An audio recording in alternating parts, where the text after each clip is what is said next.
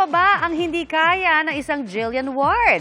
Hirit po yan ng netizens na napawaw sa performance ni Jillian sa All Out Sundays. Suot ang kanyang hot pink blazer at boots, slay na slay si Jillian sa kanyang Crazy in Love performance. Tuloy rin ang pagpapasiklab niya sa pag-arte sa kanyang upcoming series na My Ilonggo Girl. Katambal niya rito si Michael Sager na aminadong mas naging close na sila sa isa't isa.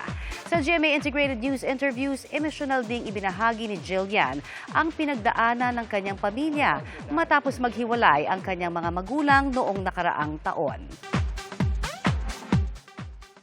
Yun po yung mga time na nagpapa-interview po ako, tapos sinasabi ko na parang, I feel burnt out. Pero honestly, hindi po ako burnt out lang.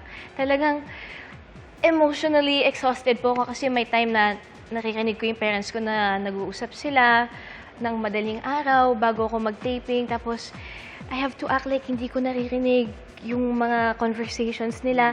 Tapos po, kaya po pagpupunta ako ng taping, kaya kong umiyak ng 14 hours a day kasi totoo po yung emotions, gano'n.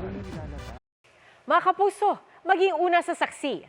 Mag-subscribe sa GMA Integrated News sa YouTube para sa iba't ibang balita.